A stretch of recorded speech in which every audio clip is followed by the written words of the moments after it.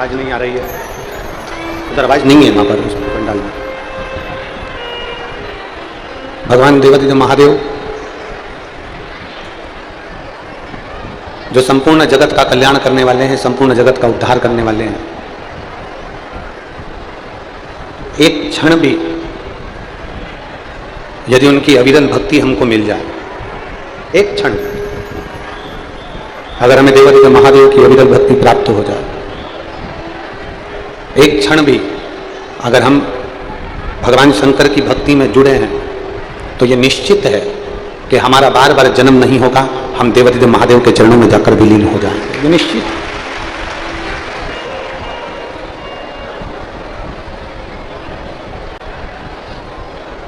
आपसे पूछे मोबाइल पे बात करते हो आप लोग? बोलो तो जम के, करते हो? मोबाइल पे बात कर रहे हो, अपनी सारी बात आप कह रहे हो,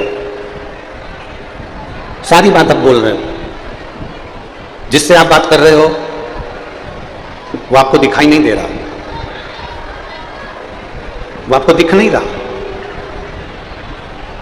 जिससे भी हम फोन पर बात कर रहे हैं, जिससे भी हम मोबाइल पर बात कर रहे हैं, वो दिख नहीं रहा, दिखता नहीं। हाँ, यदि वीडियो कॉलिंग है तो दिख जाएगा, पर यदि वीडियो कॉलिंग नहीं है और आप किसी को फोन लगाए हो, आपने किसी को मोबाइल लगाया, किसी को फोन लगाया, उससे बात कर रहे हो, तो वो दिखेगा नहीं। वीडियो कॉल करा है तो दिख सकता है, पर वीडियो कॉल नहीं है और आप किसी को फोन लगाए हो तो वो दिखने वाला नहीं, वो दिखता नहीं है।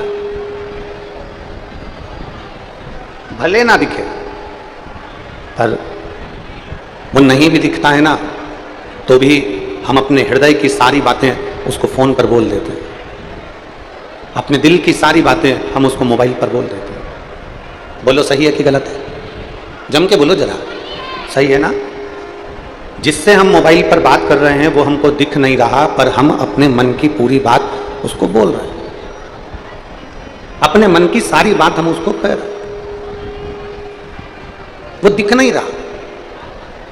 और फोन पर जो बात कर रहा है तुमसे, तुम अपनी बात कहे जा रहे हो, आखिरी में वो थोड़ा ना थोड़ा आपकी बात का उत्तर हूं, हाँ, ठीक है, बाद में, अभी, ऐसा उत्तर वो दे ही देता।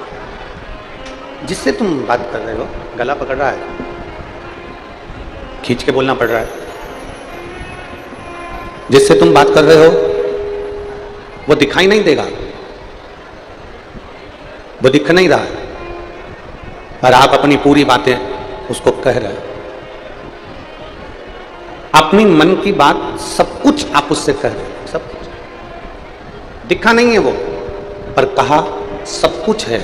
उसी तरह जिससे बात कर रहे हो वो दिखता नहीं है, सुनता रहता है और फिर तुम्हारा जवाब थोड़ा ना थोड़ा वो देता जरूर है। उसी तरह शंकर के मंदिर में जाकर जब एक लोटा जल चढ़ाकर हम अपने मन की बात कहते हैं, तो मेरा महादेव दिखता भले नहीं है, पर तुम्हारी बात सुनकर तुम्हारा जवाब जरूर देता। दिखेगा नहीं, वो दिखता नहीं है, पर जवाब जरूर देता है कि खाली ना जाता कोई दर से तुम्हारे, खाली न जाता कोई दर से तुम्हारे, में भी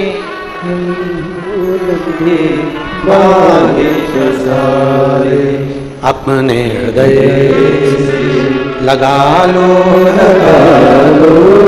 गिरा जा रहा उठा लो, भोले अपने दर से अब तो न टालो, गिरी जा रही हो उठा लो। दिखेगा नहीं वो, पर आपका जवाब देगा जरूर, बोलेगा जरूर, निश्चित है, कहेगा जरूर।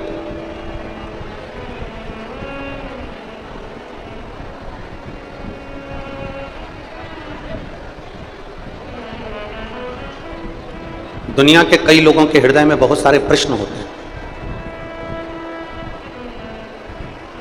कोई कहता है कि ईश्वर है, भगवान है। कोई कहता है ईश्वर है ही नहीं, भगवान है ही नहीं।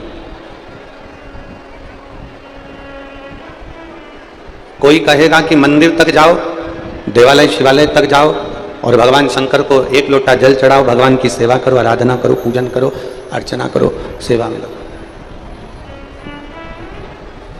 और कोई कोई कहेगा कि आपको मूर्ति पूजन करना ही नहीं। सब लोग मिलेंगे। कोई कहेगा इस मंदिर में जाओ, कोई कहेगा उस मंदिर में जाओ, कोई कहेगा देवी जी को भजो, कोई कहेगा राम जी को भजो, कोई कहेगा कृष्ण को भजो, कोई कहेगा शंकर जी को भजो, कोई कहेगा नारायण को भजो, कोई कहेगा शनि महाराज को भजो, कोई कहेगा गुरु महाराज को भजो, कोई कहेगा नाग देवता को भजो, कोई कहेगा इसको भजो। हम तो केवल इतना कहते हैं, तुम्हारी जिससे अच्छी पटे, पटे का मतलब है जिससे अच्छी बने।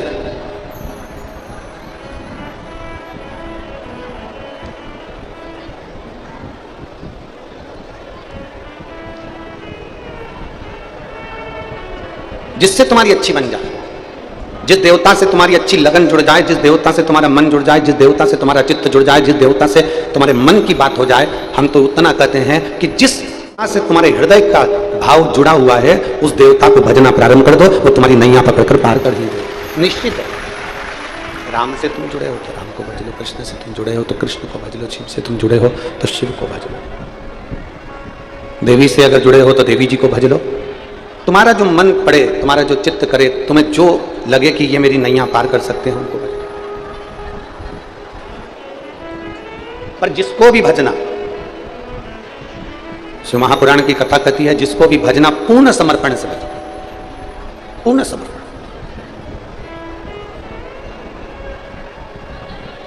दो तरह के व्यक्ति होते हैं, बहुत ध्यान लगाकर सुनिएगा कथा को। इस तपती हुई धूप में तुम लोग अपने अपने घर से निकल कर आई हो, छाता लेकर, धक्का मुक्की कर कर जहां तहां जगह निकाल कर बैठ गए हो। तुम लोगों को तो जगह भी मिल गई, पर कई लोग ऐसे हैं जो धूप में छाता लगा लगा कर बैठे हैं। बहुत ध्यान से सुनना। दो तरह के व्यक्ति होते हैं, एक वो जो कहीं नौकरी करता है, सर्विस कर रहा है, और दूसरा वो जिसकी खुद की दुकान है, जिसका खुद का व्यापार है। स्वयं की दुकान, स्वयं का व्यापार, स्वयं की दुकान।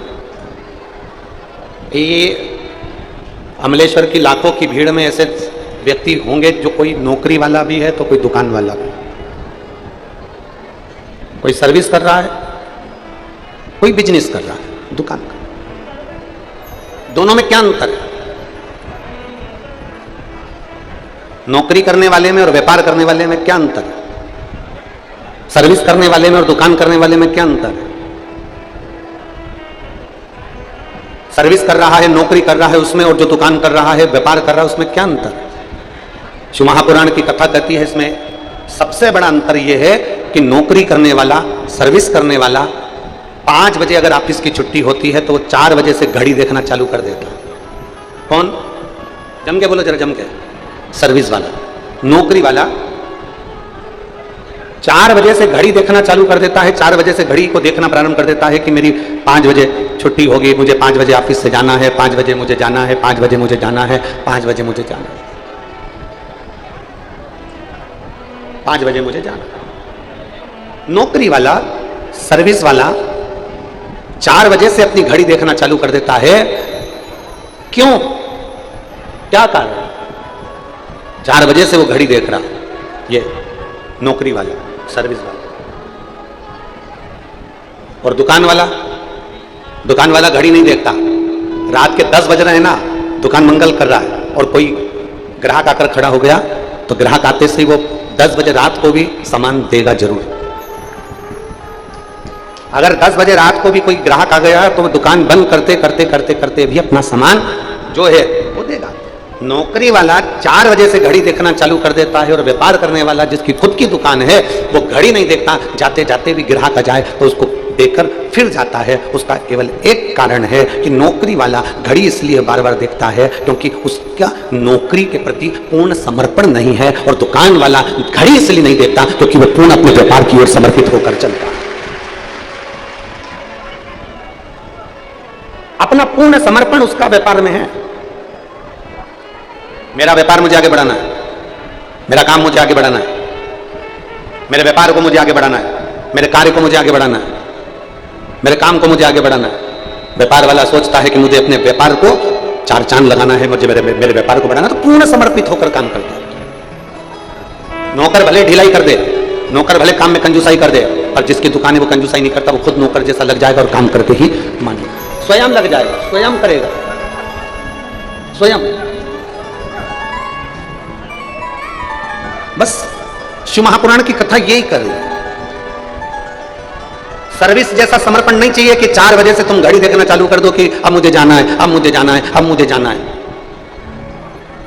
आप में से कई माताएं ऐसी बैठी हैं, कई बहुएं ऐसी बैठी हैं, टीवी पर कथा सुन रहे हैं, कई भाई बहन ऐसे बैठे हुए हैं जो 40 साल की जिनकी उम्र है, 45 साल की उम्र है, और उन्होंने अपने जीवन को सोच लिया अब तो मेरा जिंदगी खत्म हो गई, अब मेरे से बनता नहीं है, अब तो मैं मरने वाला हूं, अब तो मेरा शरीर बेकार हो गया, अब तो मैं किसी काम का ही नहीं रहा, अब तो मैं परेशान हो गया, अब तो केवल अब अंतिम क्षण 40-45 की उम्र में तुम कह रहे हो कि मेरे शरीर से नहीं बनता। 40-45 की उम्र में तुम कह रहे हो कि मेरा शरीर काम नहीं करता। 40-45 की उम्र में तुम कह रहे हो कि अब मैं किसी काम का नहीं रहा। मतलब तुम सर्विस वाले हो, इसलिए तुमने ये विचार कर लिया कि अब मेरा शरीर काम का नहीं है, मैं काम का नहीं हूं, अब मेरा मरने की उम्र हो गई। पर अगर देखना है तो किसी व्यापार वाले को देखो, देखना है तो घर के किसी बुजुर्ग को देखो जो 85 साल का होने के बाद भी रसोई घर में भोजन बनाने के लिए तैयार खड़ा है। उसको देखो, उससे थोड़ा ज्ञान लो, उससे थोड़ा सीखो। 80 वर्ष की बूढ़ी मां, 75 वर्ष की पिता, 70 वर्ष की मां, 65, 70, 75, 80 वर्ष के किसी बुजुर्ग को देखना तो भी उनके शरीर में फुर्ती है। और एक नवयुवक बच्चे, आज के जमाने के नवयुवक लोग सोचते हैं कि यह जीवन किस काम का, अब तो छोड़ दे तो अच्छा, अब तो जीवन समाप्त कर दे तो अच्छा, अब जीवन बेकार हो गया, अब तो जाना है, छोड़ना है, छोड़ दो।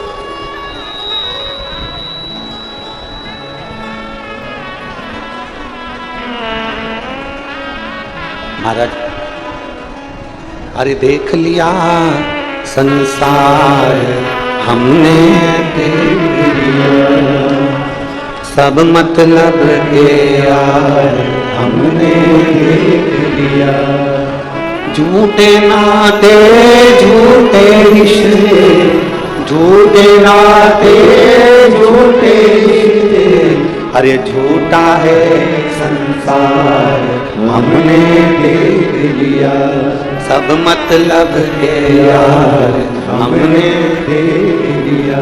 देख लिया संसार हमने देख लिया सब मतलब के यार हमने देख लिया। ये संसार सागर में एक सर्विस वाला है, एक दुकान वाला है, सर्विस वाला समय देख रहा है, दुकान वाला समय नहीं देख रहा। वो समय देखता ही नहीं, समय नहीं देख रहा। उसको मालूम है भगवान ने जितनी मुझे जिंदगी दी है, परमात्मा ने मुझे जितना जीवन दिया है, भगवान ने मुझे जितना जीवन दिया है, उस जीवन को मुझे अच्छे से जीना, बहुत अच्छे से। किसी को धोखा देकर नहीं, किसी को कष्ट देकर नहीं, किसी को परेशान कर नहीं,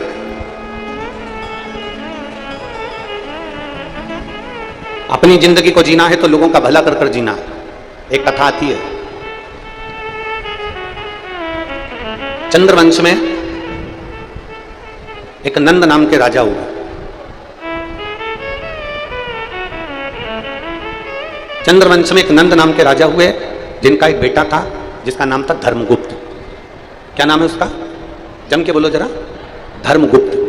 फिर से बोलो नाम, धर्मगुप्त। चंद्रवंश के एक राजा थे नंद, जिनका एक बेटा था धर्मगुप्त। नंद राजा का बेटा धर्मगुप्त अपने पिता के बतलाए हुए मार्ग पर चलता था और पिताजी जो कहते थे वैसा वो करता था, पिता के अनुकूल चलता। अच्छा, भगवान बनाता भी है ना तो बड़ा सोच समझ के बनाता है। ये जितने तुम बैठे हो ना, चाहे तुम हो चाहे हम हो, संसार के जितने मनुष्य हैं ना, इनको बनाने में भगवान ने बहुत मेहनत करी है, बहुत मेहनत। ज्ञानी भी बनाता है ना भगवान तो बड़ी मेहनत से बनाता है, बहुत मेहनत से ज्ञानी पुरुष बनाएगा, ज्ञानी महिला बनाएगा। बहुत ज्ञानी अगर भगवान बना रहा है तो बहुत मेहनत से बनाता है। अच्छा, ज्ञानी किसने बनाया? जम के बोलो, जम के बोलो, किसने बनाया? भगवान ने। ज्ञानी किसने बनाया? जम के बोलो जरा, भगवान। और बहुत मेहनत से बनाया।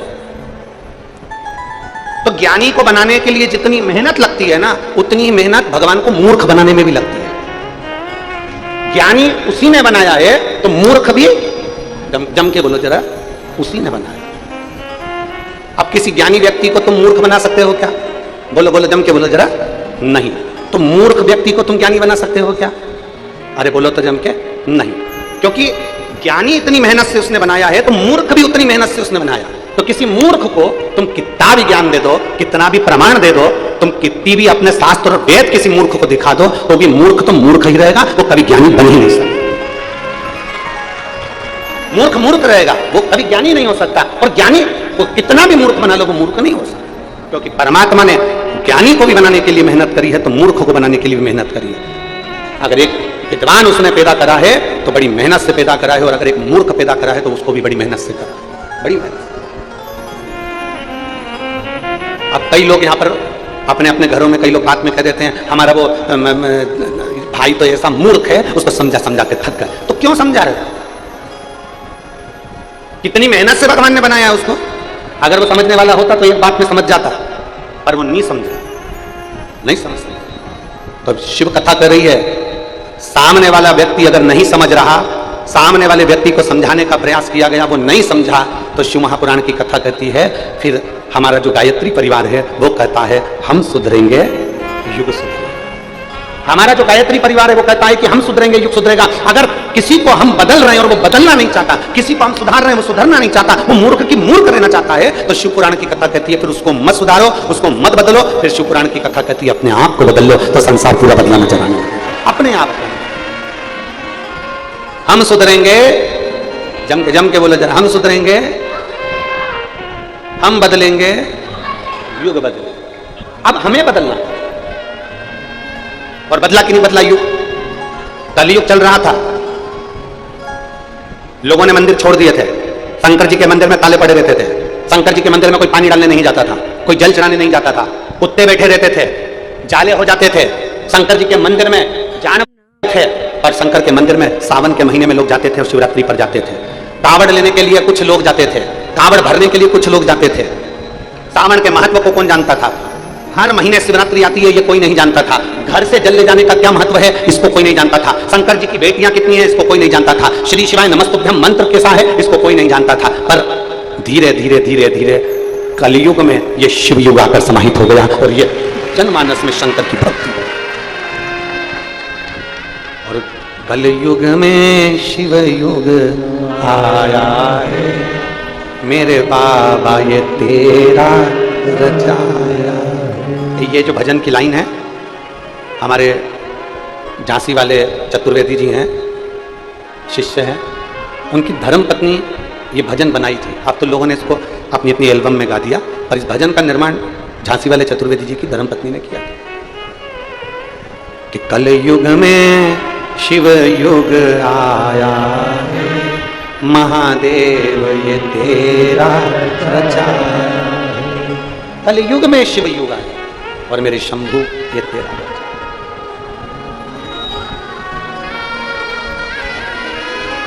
ये उसकी रचना है, ये उसका बनाया था, ये उसने निर्मित किया। एक बात आप लोगों से पूछें, छत्तीसगढ़ वालों जरा जवाब देना, और आस्था चैनल के सामने बैठकर जो कथा सुन रहे हैं वो भी जवाब देना। जब आप शंकर जी के मंदिर में जल चढ़ाने के लिए जाते होंगे, छोटे छोटे बच्चे लोटा लेकर जल चढ़ा रहे होते होंगे, आपका दिल खुश होता होगा कि नहीं होता होगा? जम के बोलो जरा, होता होगा ना? कि इतने छोटे छोटे बच्चे शंकर जी के मंदिर में जा रहे हैं, इतने छोटे छोटे बच्चे शिव मंदिर में जाकर जल चढ़ा रहे हैं, इतने छोटे छोटे बच्चे भगवान की आराधना कर रहे हैं, तो ये कलयुग है कि शिव युग है? प्रसन्नता होती है।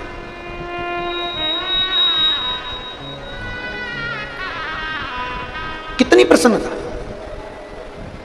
और फिर निवेदन करूंगा इस व्यासपीठ के माध्यम से आप सभी से, करोड़ों लोग इस शिव महापुराण की कथा को, अमलेश्वर की कथा को करोड़ों लोग आस्था चैनल पर सुन रहे हैं, करोड़ों लोग, और पूरे अमलेश्वर के भक्त पूरे पंडालों में बैठकर, दुकानों पर, रोडों पर बैठकर कथा सुन रहे हैं। उनसे निवेदन करूंगा, जिस घर के बच्चे के हाथ में शंकर जी को चढ़ाने का लोटा आ गया, जिस घर के बच्चे को आपने मंदिर की सीढ़ी चढ़वा दिया, उस घर का बुजुर्ग कभी वृद्धाश्रम की सीढ़ी नहीं चढ़ेगा, ये पक्का। वृद्धाश्रम की सीढ़ी घर के बुजुर्ग जब चढ़ते हैं जब बच्चे मंदिर तक जाना नहीं सीखते। जो मंदिर जाना चालू कर दिया उसके मन में भगवान के प्रति भाव जागृत होगा, भाव जागृत होगा तो वो अपने माँ बाप को कभी कष्ट नहीं दे सकता, अपने घर के बुजुर्गों को कभी कष्ट नहीं दे सकता। जिसके अंदर संस्कार ही नहीं होगा तो वो कष्ट देगा। इसलिए निवेदन है कि गांव में फसल बिगड़ रही है और शहरों में नस्ल बिगड़ रही है। उस नस्ल जो बिगड़ रही है उसको सुधारना, थोड़ा सुधारने का प्रयास है। चंद्रवंश के राजा नंद के घर में एक बेटे हुए जिनका नाम था धर्मगुप्त। धर्मगुप्त मंदिर, देवालय, शिवालय जाते, आराधना करते, अर्चना करते, पूजन पाठ सब किया करते, सब चंद्रगुप्त, धर्मगुप्त सब काम करते, भगवान की भक्ति, अविरल भक्ति, भजन, कीर्तन, स्मरण। अब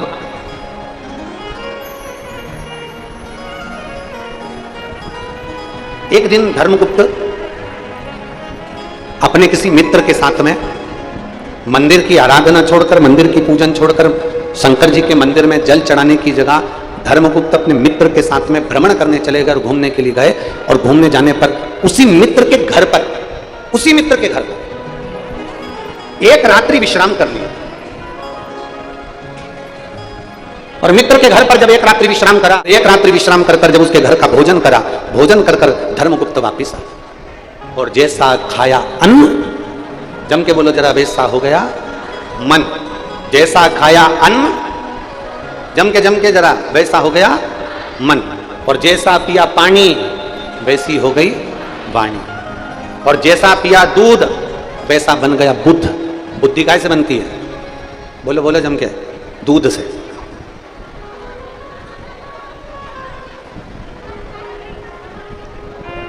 पहले लोग गाय का दूध पीते थे, गौ माता का। आज लोग गाय का दूध पीते हैं, जम के बोलो जरा, भैंस का। भैंस का दूध पी रहे हैं ना, इसलिए सास बहू के आगे कितनी भी बीन बजा ले, और बहू सास के आगे कितनी भी बीन बजा ले, बाप बेटे के आगे कितनी भी बीन बजा ले, और बेटा बाप के आगे कितनी भी बीन बजा ले, गुरु चेले के आगे कितनी भी बीन बजा ले, और चेला गुरु के आगे कितनी भी बीन बजा ले। भैंस का दूध पिया है तो कितना भी हारन दे लो, भैंस टस से मस नहीं होती। उसी तरह आज का व्यक्ति टस से मस नहीं होता। इसलिए अभी भी कुछ नहीं बिगड़ा। अपने अपने घर में एक एक गौमाता की सेवा जरूर करो, और घर के अंदर गौमाता जरूर रखो, जरूर रखिए, करो से।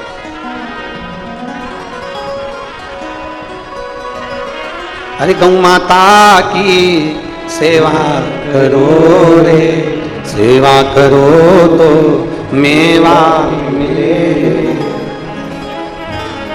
गौ माता की सेवा करो रे, सेवा करो तो मेवा मिले। और मात पिता की सेवा करो रे, सेवा करो तो मेवा के लिए तो कोई माता पिता की सेवा नहीं करता। आज के जमाने में लोग सेवा करो तो चाबी मिले, कौन करे आज के जमाने में?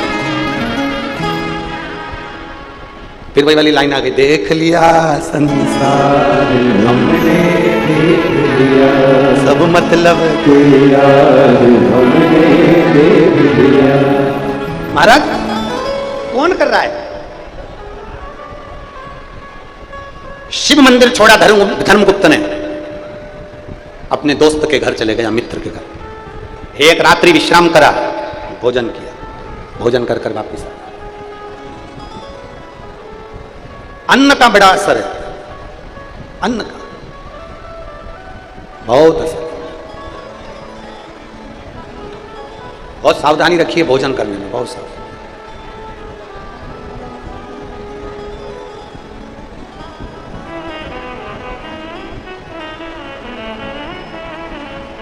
एक बात आप लोगों से कहना चाहेंगे, अच्छी लगे तो स्वीकार कर लेना, नहीं लगे तो खारू गंगा में विसर्जन करना, ठीक है। किसी तीर्थ में जाओ, किसी धाम में जाओ, किसी तीर्थ में किसी धाम में जाओ, गुरु की शरणागति में जाओ, अपने गुरु के दरवाजे पर जाओ, तो भिक्षा मांग लेना कि अन्न क्षेत्र चल रहा है क्या, यहां भोजन भंडारा चल रहा है क्या, वहां से थोड़ा सा अन्न का भाग मांग कर खा लेना। क्यों? क्योंकि वहां जो मिलता है वो भोजन नहीं मिलता, वहां तो भोलेनाथ का प्रसाद मिलता है। शिव महापुराण की कथा कहती है, प्रसाद जब हमारे हाथों में आता है तो मात्र उस प्रसाद का स्पर्श, मात्र उस प्रसाद का दर्शन हमारी जिंदगी को संवार दे। मात्र दर्शन, प्रसाद का मात्र दर्शन। कई माताएं कहती हैं, आज हमारा चतुर्थी का व्रत है, हम ये वाला प्रसाद नहीं ले रहे। नहीं, चतुर्थी का व्रत है ना, हाथ में प्रसाद लो, वो प्रसाद तुम्हारे हाथ का स्पर्श करेगा ना, तो कभी जिंदगी में लकवे की बीमारी नहीं आएगी, तेरा हाथ अच्छा के अच्छा बना रहा है। नहीं, आज मेरा तीज का व्रत है, मैं प्रसाद नहीं लूंगी। नहीं, दोनों हाथ पसार के प्रसाद लीजिए, दोनों हाथ पसार के। मंदिर गए हो ना, तुम करोड़पति हो, अरबपति हो, तुम धनपति हो, वैभवपति हो, तुम्हारे पास में सत्तापति हो, चाहे तुम किसी के भी पति हो, जितना भी तुम्हारे पास में वैभव है अपने पास में रखो। मंदिर गए हो, मंदिर में जाकर हाथ जोड़कर पंडित जी से, ब्राह्मण देवता से, गुरुजन से कहो, हमें चरणामृत दे दीजिए। हाथ पसार कर लीजिए चरणामृत को, हमें चरणामृत दे दीजिए। किसी पवित्र नदी के तट पर गए हो, उसका आचमन और उसका जल का सिंचन लीजिए।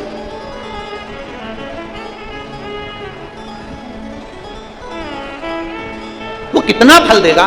एक पत्र है, देखिए,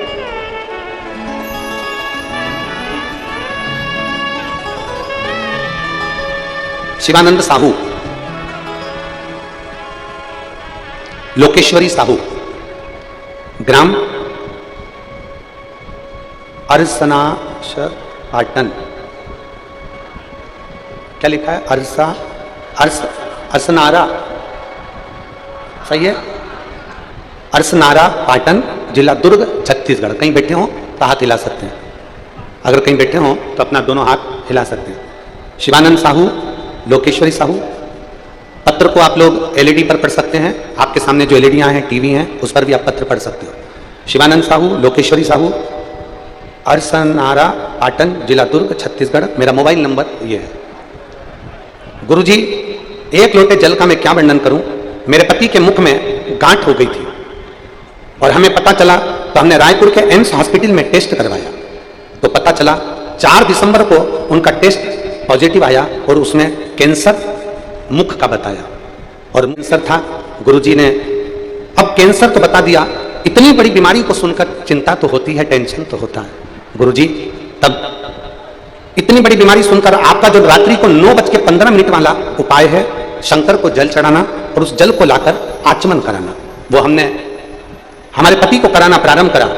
और फिर वापिस दूसरी बार जब टेस्ट करवाने के लिए हम फिर वापिस एम्स हॉस्पिटल गए, तो बाबा का हम क्या गुणगान करें। डॉक्टर ने देखते से ही कह दिया कि गठान गल गई है और कैंसर नहीं है। यह शिव तत्व है, जिसकी रिपोर्ट मैं अपने इस के साथ लगा रही हूं, पूरी रिपोर्ट लगा कर दिया है। प्रथम कैंसर की रिपोर्ट, कैंसर बताया गया, फिर दूसरी रिपोर्ट में कैंसर नील आया। ये अगर कहीं बैठे हो तो हाथ हिला सकते हैं और आ सकते हैं एक बेलपत्र लेने के लिए, आप आमंत्रित हैं। शिवानंद साहू, लोकेश्वरी साहू, अरसनारा पाटन, जिला दुर्ग, छत्तीसगढ़। मेरा मोबाइल नंबर ये शिव तत्व है, ओ घड़ी है शंभु। अब इसमें कोई सियोर वाला महाराज नहीं आया, इसमें ना कोई ने भभूति दी, ना बेल दी, ना नारियल दिया, ना कुछ दिया। यहां तो तुम्हारा विश्वास काम आया कि तुम भगवान शंकर के मंदिर जाना प्रारंभ कर दिए। अपने दिल की बात अपने महादेव से कहना प्रारंभ कर दिया, तो महादेव ने आपके दिल की बात को सुनकर मेरे देव अधिदेव महादेव ने बड़ी से बड़ी बीमारी को भी समाप्त कर दिया। ये शिव तत्व है, योग घड़ी तत्व है। और हमने पहले भी कहा है, हमारे YouTube चैनल पर एक 9:15 पर करने वाला उपाय उसमें डला हुआ है, जिसको हमने 6 साल या 4 साल पहले वाचन किया है। 4 साल पहले हमने बताया था कि रात्रि को 9:15 पर शंकर जी को चढ़ाया गया जल बेलपत्र एक ऐसी औषधि निर्मित कर देती है जिससे बड़ी से बड़ी बीमारी भी एक ना एक दिन समाप्त हो जाती है, चाहे वो किडनी से जुड़ी हो, चाहे लीवर से जुड़ी हो, चाहे कैंसर से जुड़ी हो। उसका तत्व ही है।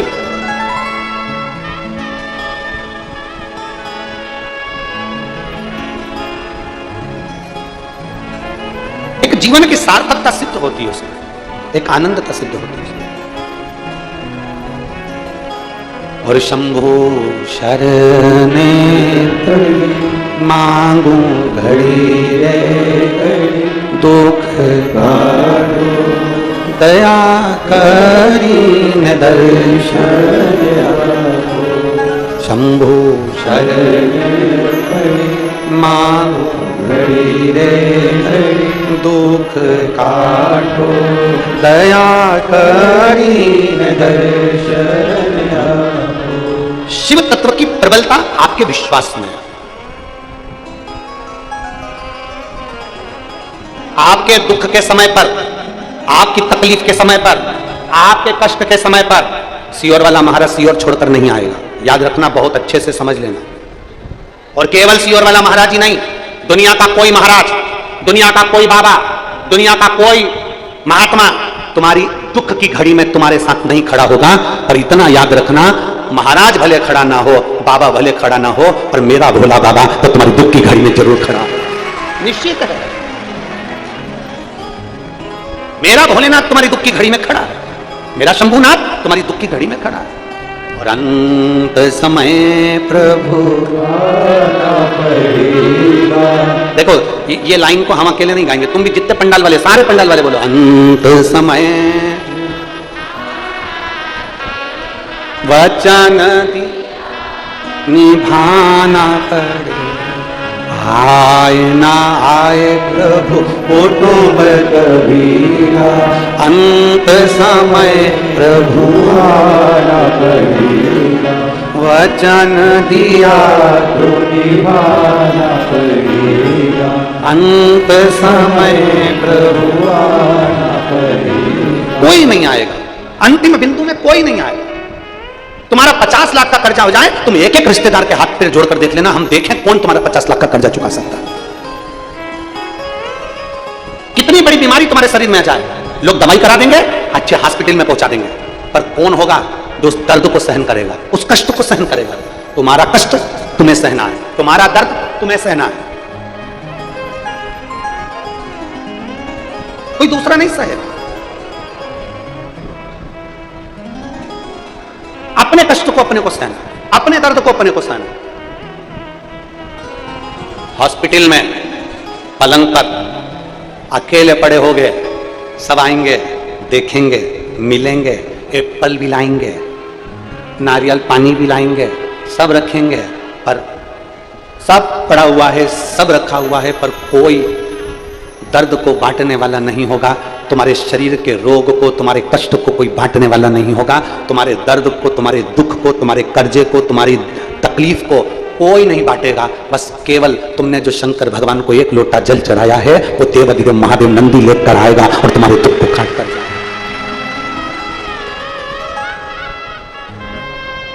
एक पत्र है, देखिए,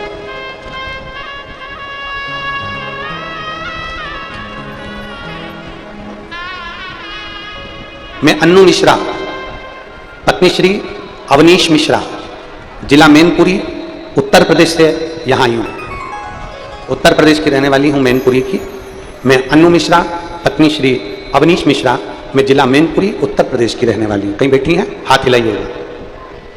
आप ही हैं? श्री शिवाय नमस्ते। एक बार वापिस हाथ हिला दो। मैं अन्नू मिश्रा, पत्नी श्री अवनीश मिश्रा, जिला मैनपुरी, उत्तर प्रदेश की रहने वाली हूँ। मैं भोलेनाथ का क्या वर्णन करूं? बेटी आई है क्या साथ में? आई है? लिया इसको, लिया, लेके आ जाओ इसको। मैं उत्तर प्रदेश से आई हूं गुरुदेव, मैं अन्नू मिश्रा, पत्नी अवनीश मिश्रा, जिला मैनपुरी, उत्तर प्रदेश की रहने वाली हूँ। पत्र को आप लोग हमारे साथ में एलईडीओं पर, टीवी पर पढ़ सकते हैं। जिला मैनपुरी, उत्तर प्रदेश की रहने वाली हूँ। भोलेनाथ की कृपा का मैं क्या वर्णन करूं गुरुदेव। मेरी बेटी संध्या मिश्रा, उम्र 6 वर्ष है, जो ठीक प्रकार से बोल नहीं पाती थी और उसके सिर के पिछले भाग में एक गठान हो गई थी, जिसका इलाज हमने कानपुर के हॉस्पिटल में कराया, जहां डॉक्टर ने बताया कि इसका ऑपरेशन करना पड़ेगा। फिर इसको हमने भोपाल में अच्छे से अच्छे हॉस्पिटल में दिखाया, वहां भी डॉक्टर ने बताया कि इसका ऑपरेशन कराना पड़ेगा। गुरुदेव, हमने आपकी कथा में सुना था कि रुद्राक्ष का जल देने से बड़ी से बड़ी बीमारी ठीक हो जाती है। गुरुदेव, हम सीहोर से रुद्राक्ष लेकर आए और रुद्राक्ष का जल बेटी को पिलाना प्रारंभ किया और लगाना प्रारंभ किया। गुरुदेव, भोले बाबा का हम क्या वर्णन करें। आज मेरी बेटी के सिर की गांठ पूरी तरह से समाप्त हो गई है और मेरी बेटी 90% बोलने लगी है। मैं बाबा को यहां नमन करने के लिए उत्तर प्रदेश से आई हूं। गुरुदेव, आप कहते हो कि पंडाल में बैठकर कथा सुनना चाहिए, बाबा सुनता है। गुरुदेव, 5 पंडाल का मैंने अनुभव बता रही हूं। प्रथम, मैंने अपनी बेटी के लिए कानपुर के पंडाल में कथा सुनी। दूसरा, मैंने मैनपुरी के पंडाल में कथा सुनी। तीसरा, मैंने कुरुद धमतरी के पंडाल में कथा सुनी और चौथी कथा मैं अमलेश्वर के पंडाल में सुन रही हूं। मेरे बाबा की कृपा से आज मेरी बेटी पूर्ण तरह से ठीक है। ये शिव तत्व, ये ओघड़ी है, शंभु।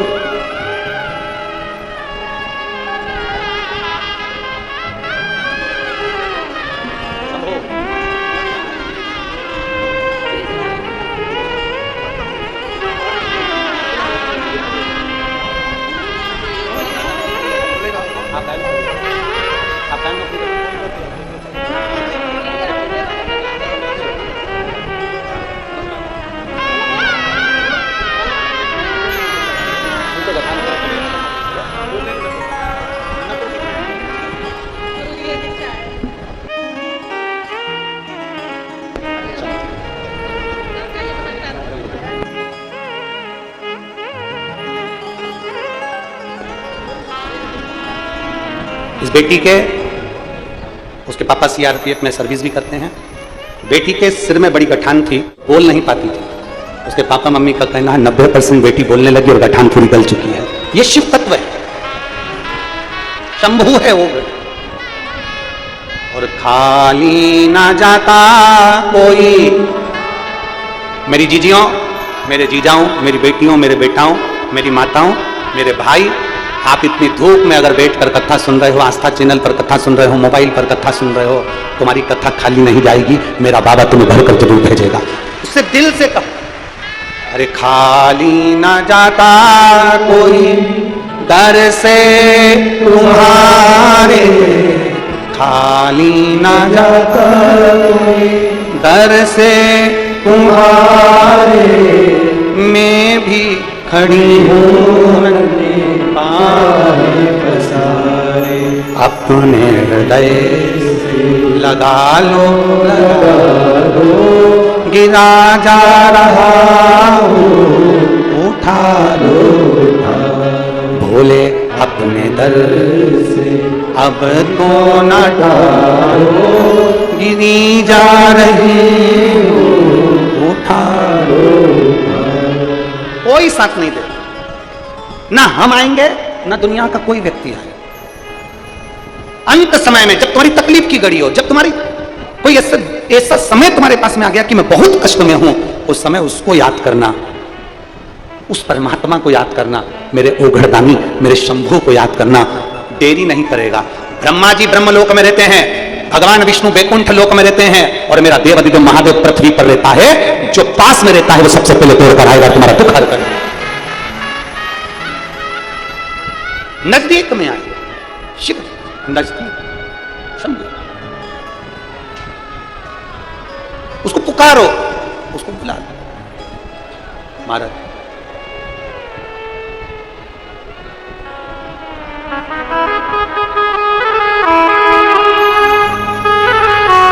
तो जितना आप दिल से पुकारोगे वो उतना दिल से आपके सम्मुख में, उसको जितना दिल से पुकारोगे और आप हृदय से जब उसको आमंत्रित करोगे तो वो आएगा, पहुंचेगा जरूर, दुख हरेगा जरूर। धर्मगुप्त धर्मगुप्त मित्र के घर गया और मित्र के घर में भोजन कर कर आ गया। एक रात्रि विश्राम करा और भोजन कर कर आ गया। धर्मगुप्त। अन्न बहुत असर करता है, बहुत असर।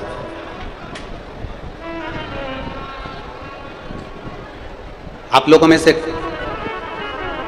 रात्रि के समय पर कोई इस पंडाल में आए हो? जम के बोलो जरा, हाथ उठाओ, कौन कौन आया रात्रि को पंडाल में? आए हो आप लोग? दिन का नजारा आप लोग अपनी आंखों से देख लेते हो, कथा हो रही है, सब आराम से बैठे हैं, आनंद ले रहे हैं, कथा सुन रहे हैं। कभी बन सके ना, ए रायपुर वालों, दुर्ग वालों, अमलेश्वर वालों, बन सके तो कभी रात्रि के समय पर आकर इस पंडाल का नजारा देखना। सब अपनी मस्ती में शंकर को याद कर कर पुकारते हुए, गाते हुए, भजन में डूबे। कभी रात्रि का नजारा देखना।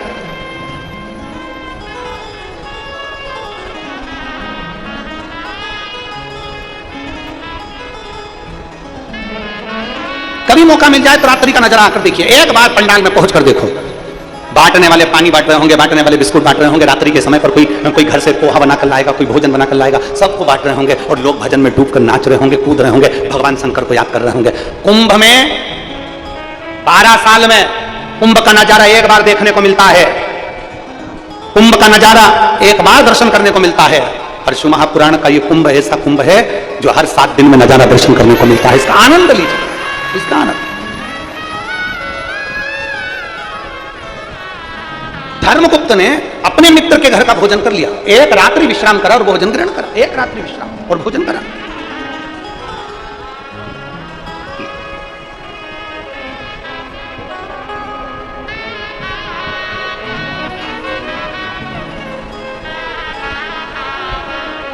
और एक रात्रि का जब भोजन ग्रहण किया, भोजन पाया, भोजन किया, बुद्धि में जिस दोस्त के घर का भोजन करा था, जिस मित्र के घर का भोजन करा था, वो मित्र जिसके घर का भोजन किया है, जिसके यहां का भोजन किया है, वो मित्र धोखेबाज था।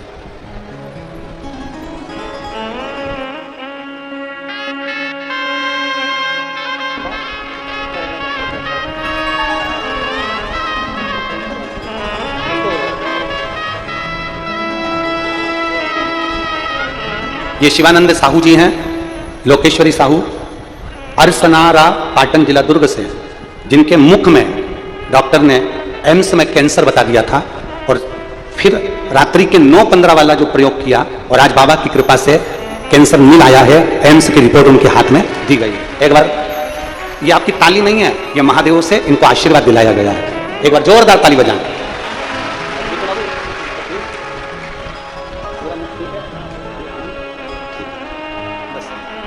बेटा अब तो अच्छा हो गया, अब तो बाबा ने सुन लिया, और क्या चाहिए? ठीक है ना पूरा?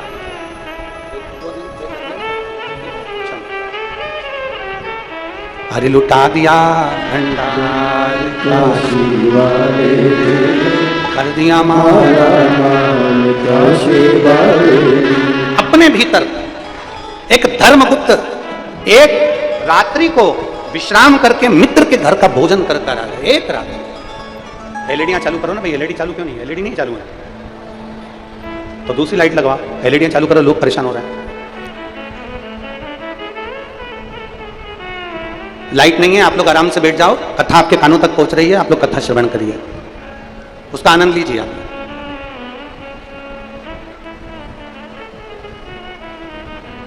धर्मगुप्त ने अपने मित्र के घर का भोजन किया। मित्र के घर। अब जिस मित्र के घर का धर्मगुप्त भोजन करे थे, वो मित्र धोखेबाज था। दिखावा करता था राजा के लड़के के साथ में, धर्मगुप्त के साथ में दिखावा करता था कि मैं इसका हितैषी हूं, मैं इसका सहयोगी हूं, मैं इसका ध्यान रखने वाला हूं, मैं इसका हितैषी हूं, मैं इसका सहयोगी हूं, मैं इसका ध्यान रखने वाला हूं। ये दिखावा करता था।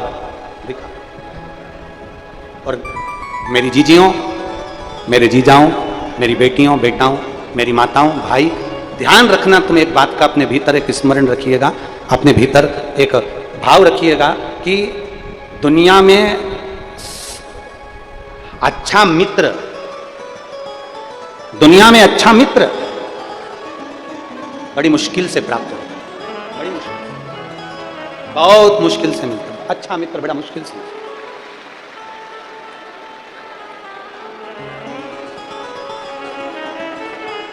दुनिया में अच्छे मित्र बड़ी मुश्किल से प्राप्त होते हैं। और जिस दिन देवादिदेव महादेव की कृपा से तुमको अच्छा मित्र मिल जाए, जिस दिन शिव जी की कृपा से तुमको कोई अच्छा मित्र प्राप्त हो जाए, समझ लेना कि भगवान देवादिदेव महादेव ही खुद उतर कर तुम्हारा साथ देने के लिए तुम्हारे पास में आए। अच्छा मिल जाए तो। और मित्र ऐसा नहीं चाहिए जो तुम्हारा मंदिर छुड़वा दे, मित्र ऐसा नहीं चाहिए जो तुम्हारा भजन छुड़वा दे, मित्र ऐसा नहीं चाहिए जो तुम्हारी भक्ति को छुड़वा दे, मित्र ऐसा नहीं चाहिए जो तुम्हारी कथा कीर्तन सत्संग को छुड़वा दे। मित्र ऐसा होना चाहिए जो तुम्हारा हाथ पकड़कर शंकर के मंदिर तक लेकर जाए और अच्छी जगह पर तुम्हें भी। मित्र वो होना चाहिए।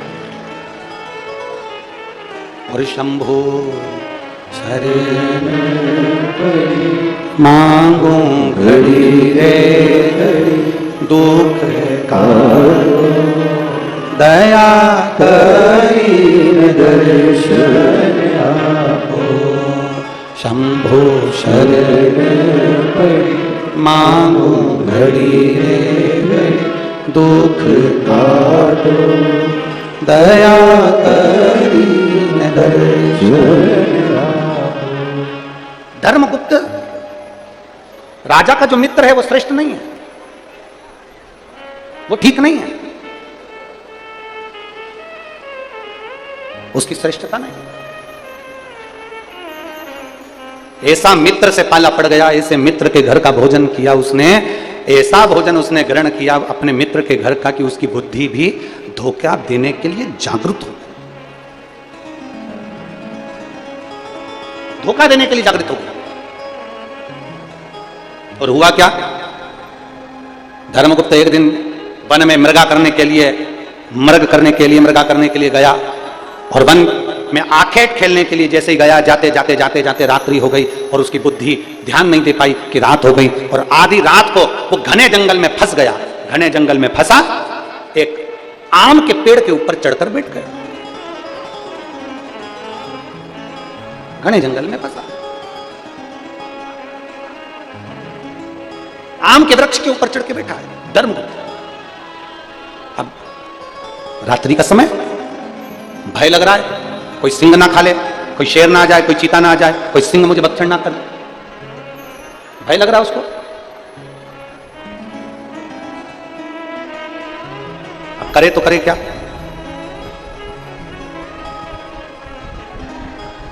भय लग रहा है, बैठा है पेड़ के ऊपर। आधी रात को एक भालू के पीछे शेर दौड़ता दौड़ता आया और भालू भागता भागता भागता भागता एक रीछ भागता भागता आया, आम के पेड़ के ऊपर चढ़ गया। जिस आम के पेड़ पर धर्मगुप्त चढ़ा हुआ था उसी आम के पेड़ के ऊपर वो रीछ भी चढ़ गया, वो भालू भी चढ़ा। अब धर्मगुप्त को गुस्सा आया। धर्मगुप्त ने तुरंत धनुष और बाण उठाया और रीछ को मारने के लिए जागरूक हुआ। इतने में रीछ बोला, मुझे मत मारो, देखो मेरे पीछे शेर पड़ा हुआ है, सिंह मेरे पीछे पड़ा है, ये शेर मुझे खा जाएगा, तुम चिंता मत करो, मैं तुम्हारा साथ दूंगा, मैं तुम्हें नहीं खाऊंगा। रीछ कहता मैं तुम्हें परेशान नहीं करूंगा, ठीक है, मैं भी इस पेड़ पर रहता हूं और तुम भी इस पेड़ पर रहो, मैं भी आम के पेड़ पर चढ़ा हूं, तुम भी आम के पेड़ पर चढ़े रहो, नीचे शेर है, आप और मैं दोनों मिलकर इस शेर को भगा देंगे, तुम चिंता मत करो, सो। अब रीछ ने कहा एक काम करो, तुम पहले सो जाओ, फिर मैं सो जाऊंगा, तुम जाग जाना। शेर नीचे है, अपन एक दूसरे का ध्यान रखेंगे। अब थोड़ी देर बाद राजा ने कहा तू मुझे खा तो नहीं जाएगा? रीछ ने सोगन खाली मैं नहीं खाऊंगा, तुम सो। राजा सो गया। धर्मगुप्त जैसे सोया, आधी रात को धर्मगुप्त की नेत्र खुले, खुलते से अब उसने रीछ से कहा रीछ तुम सो जाओ। जब राजा सोया, धर्मगुप्त जैसे ही सोया तो नीचे जो शेर था, शेर ने रीछ से कहा फेंक दे राजा को नीचे। रीछ कहता नहीं, मैंने इसको वचन दिया है, मैं नीचे नहीं फेंक सकता, मैं इसको धोखा नहीं दे सकता, मैं तेरे सामने इस राजा को नहीं फेंकूंगा। सो गया राजा, सो रहा है, रीछ जाग रहा है। आधी रात को राजा उठ गया, रीछ सो गया। रीछ से कहा तुम सो जाओ, रीछ सोया। नीचे से शेर ने राजा से कहा धर्मगुप्त, राजा फेंक दे इस रीछ को नीचे, सो रहा है ये, फेंक दे नीचे, इस रीछ को नीचे फेंक दे राजा, मेरी बात मान ले, नहीं तो बाद में तुझे खा जाऊंगा। इतने में तो राजा ने तुरंत धक्का देकर रीछ को नीचे फेंकने ही वाला था, इतनी देर में उस रीछ ने एक आम की डाली को पकड़ लिया और पकड़कर रीछ उस आम की डाली को पकड़कर बच गया। और राजा से उस रीछ ने कहा कि धन्य है रे राजा, देख मैंने तुझे धोखा नहीं दिया, जानवर होकर, पशु होकर, जीव जंतु होकर मैंने तुझे धोखा नहीं दिया, तूने मुझे धोखा दिया, तूने मुझे धोखा दिया। राजन, मैं अंगीरा, मैं तेरी परीक्षा लेने के लिए आया था, आज मैं तुझे श्राप देता हूं राजन, पृथ्वी पर तू पागल बनकर जन्म लेगा, अगला जन्म जो तेरा होगा तू पागल बनकर जन्म लेगा।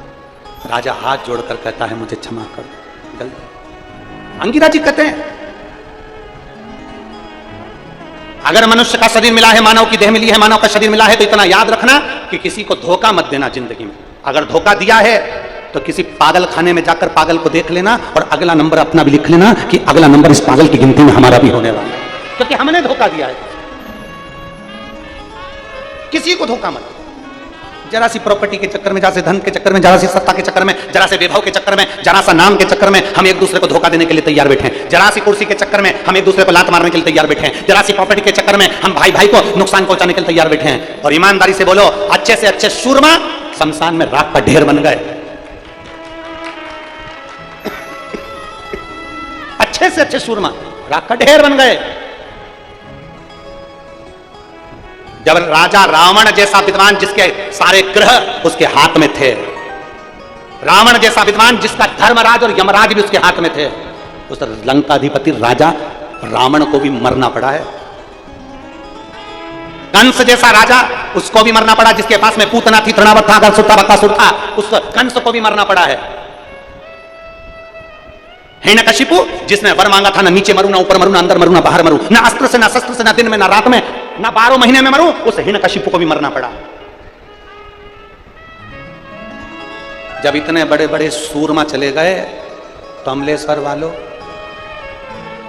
आप और हम कहां के सूरमा हैं? जाना सबको है, पहुंचना सबको है, एक दिन राख का ढेर सबको बनना है। और 40 लाख की गाड़ी में बैठने वाला एक दिन 40 रुपए के लोटे में भर के गंगा जी चले जाएगा।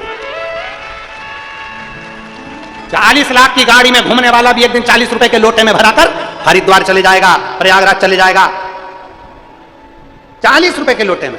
इसलिए ना तो गाड़ी की अकड़ रखो, ना कुर्सी की अकड़ रखो, ना सत्ता की अकड़ रखो, ना अभिमतता रखो कि मैं ये तो मैं वो। तुम कुछ भी होगे अपने गांव के और अपने नगर के और अपने मोहल्ले के, उसके दरवाजे के कुछ नहीं हो। जितना भजन करोगे उतना उसके करीब में जाओगे, अन्यथा उससे दूर चले।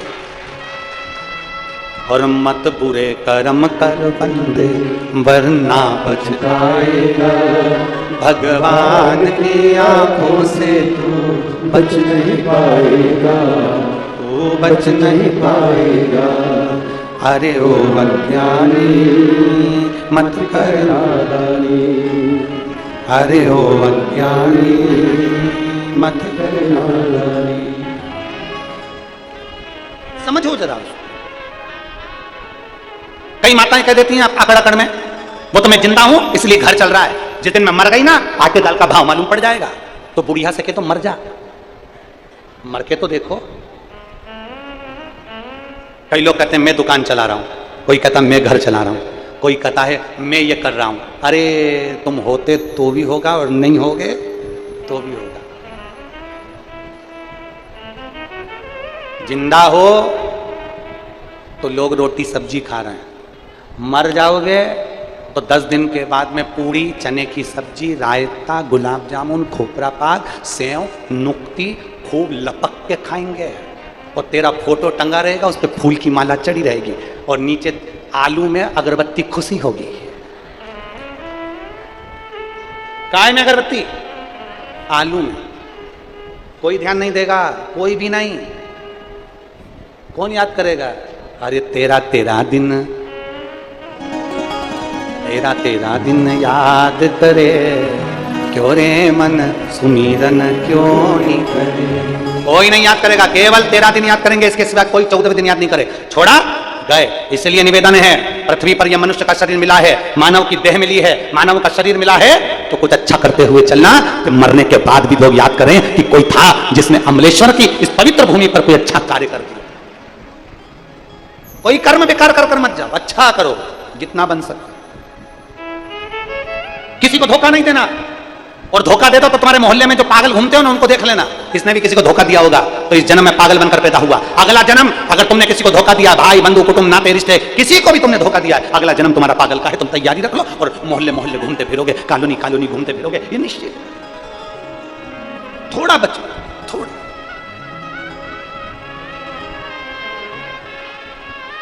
इसलिए देवादिदेव महादेव का चरित्र कहता है किसी को धोखा ना दिया, किसी को अपशब्द ना कहे जाए, किसी को ताना ना दिया जाए, किसी को आड़ा टेढ़ा ना कहा जाए। इसका स्मरण हमारे भीतर रहे कि हम किसी को अपशब्द ना बोलें, किसी को ताना ना दें, किसी को आड़ा टेढ़ा ना कहें, किसी को गाली ना दें और किसी के लिए अपशब्द का प्रयोग ना करें। शिव कथा कह रही है,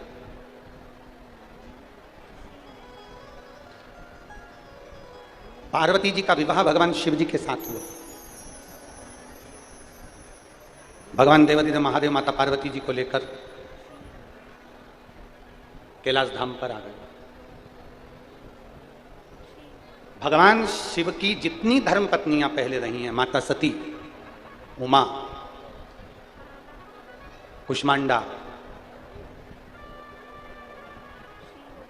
कालरात्रि, स्कंदा, जितनी भी, उन सारी देवियों ने जितना संघर्ष नहीं करा उससे ज्यादा संघर्ष माता पार्वती जी ने किया।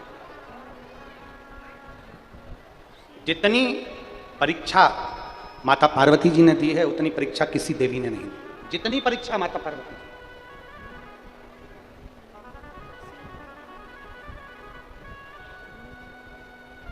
अच्छा, तीनों देवियों को देखिए आप, मैना, धन्या, कला। पितरों की तीन बेटियां थी, मैना, धन्या, कला। मैना जी के सुंदर पार्वती जी का जन्म हुआ। धन्या सुनैना बनी, जिनके यहाँ जानकी जी प्रकट हुई। कला कीर्ति हुई, जिनके घर में राधा जी प्रकट हुई। अब जरा विचार करिएगा, इन तीन देवियों की गोद में तीन देवियां खेली हैं, पार्वती जी, सीता जी और राधा जी। तीन देवी, और तीनों देवियों ने जितना संघर्ष किया है उतना संघर्ष किसी ने नहीं करा। तीनों देवियों ने, पार्वती मैया ने भी उतना संघर्ष किया, माता जानकी जी ने भी उतना संघर्ष किया और माता राधा रानी ने भी उतना संघर्ष किया। आप तीनों देवियों का क्रम देखो। माता पार्वती जी भी अथक संघर्ष कर तब शिव जी के पास पहुंची, तब पहुंची। बहुत संघर्ष। एक नदी में दो पत्थर आपस में बात कर रहे थे। एक बहुत चिकना सा पत्थर था, गोल, एकदम चिकना, गोल मटोल, बड़ा सुंदर पत्थर था, बहुत सुंदर। और एक पत्थर था खुदड़ा खुदड़ा सा, बेकार सा। एक बड़ा सुंदर सा पत्थर है, गोल, चिकना, गोल मटोल, और दूसरा पत्थर था खुदड़ा खुदड़ा सा। तो खुदड़ा हुआ जो पत्थर था, ऐसा आड़ा टेढ़ा बेकार सा पत्थर था, उसने गोल चिकने से पत्थर से, एकदम बढ़िया चिकना सा पत्थर, उससे कहा, भाई एक बात बता, मैं भी नदी में रहता हूं, तू भी नदी में रहता है, मैं भी पत्थर, तू भी पत्थर, पर एक बात समझ में नहीं आती कि मैं इतना खुदड़ा आड़ा टेढ़ा और तू इतना चिकना गोल मटोल, ऐसा क्यों, किस लिए? पत्थर ने पत्थर से कहा, देख भाई, तू एक जगह पर स्थिर हो गया और मैं नदी के पानी के वेग के साथ में लुढ़कता गया। नदी का पानी मुझे लुढ़काता रहा, लुढ़काते लुढ़काते मैंने नदी के पानी का वेग झेला, पर्वत से नीचे गिरा, फिर आगे बढ़ा, रेत, बालू और पानी की ठोकर खाते खाते खाते खाते आज मैं चिकना और गोल बन गया। तो किसी ने उठाकर मुझे महादेव समझकर पूजना प्रारंभ कर दिया। एक पत्थर पानी के थपेड़े खाता है, एक पत्थर लोगों के पहाड़ पे से नीचे गिरता है, मिट्टी के थपेड़े खाता है, रेत के थपेड़े खाता है, पानी के थपेड़े खाता है, तब वो पत्थर चिकना होकर, गोल होकर महादेव के रूप में मंदिर में पूजन में पहुंच जाता है। और दूसरा जो थपेड़े खाता ही नहीं है, टेढ़ा आड़ा खुदड़ा सा, पड़ा हुआ है। अर्थात शिव महापुराण की कथा कहती है जिसने जिंदगी में बहुत ठोकरें खाई हैं, बहुत कष्ट झेला है, बहुत दर्द जिंदगी में झेला है, बहुत संघर्ष किया है, उसी ने आने वाले समय में नाम रोशन किया है। ये निश्चित है, वही नाम रोशन कर सकता है। आप संघर्ष ही नहीं कर रहे, आप तो भाग्य के भरोसे पर बैठे हो, भगवान मेरा भाग्य अच्छा करेगा तब काम हो जाएगा। नहीं, कोई पंडित जी मिलेंगे तुमको ऐसी भुड़की घुमा के फपूती फूक के चले जाएंगे, मेरा काम हो जाएगा। नहीं, मैं कहीं का डोरा ला के बांध लूंगा तो मेरा काम हो जाएगा। नहीं, मैं कहीं पे नारियल लाऊंगा वो ले जाकर मंदिर में चढ़ा दूंगा, मेरा काम हो जाएगा। नहीं, शिव महापुराण की कथा कहती है, 24,000 श्लोक का सार कहता है, शंकर भगवान का चरित्र कहता है, देवाधिदेव महादेव ने माता पार्वती जी से अमरनाथ की गुफा में बैठकर कहा, पार्वती मनुष्य का जन्म मिला है तो मेहनत से पीछे मत हटना, मंजिल तक मैं पहुंचा दूंगा। मेहनत से पीछे मत हटो, अपना कर्म करने से पीछे मत हटो, अपने संघर्ष से पीछे मत हटो। दुनिया गाली दे, आप पलट कर मत देखो। दुनिया अपशब्द कहे, आप पलट कर मत देखो। आपका कर्म है, अग्रण्य होकर चलते जाइए। थोड़ा ठोकर मिलेगी, थोड़ी समस्या जिंदगी में आएगी। लाइट का बिल भरते हो? अरे बोलो तो जम के, कौन कौन भरता लाइट का बिल? हाथ ऊंचा करो जरा, लाइट का बिल भरते हो जो नहीं भरते हो तो कैमरे में कैच कर लेना, लाइट वालों को बता देंगे। अरे बोलो तो जम के, लाइट का बिल भरते हो? सब लोग भरते हो ना? मोबाइल का बिल भरते हो? पैसा जमा करके बैलेंस लेते हो? अरे बोलो तो जम के, लाइट का बिल भरते हो तो लाइट का सुख पाते हो, मोबाइल का बिल भरते हो तो मोबाइल का सुख पाते हो। उसी तरह भगवान के नाम का भी बिल भरते रहो, भजन का बिल बढ़ाते रहो तो भगवान जीवन का सुख प्रदान करता है। ये भी बिल है।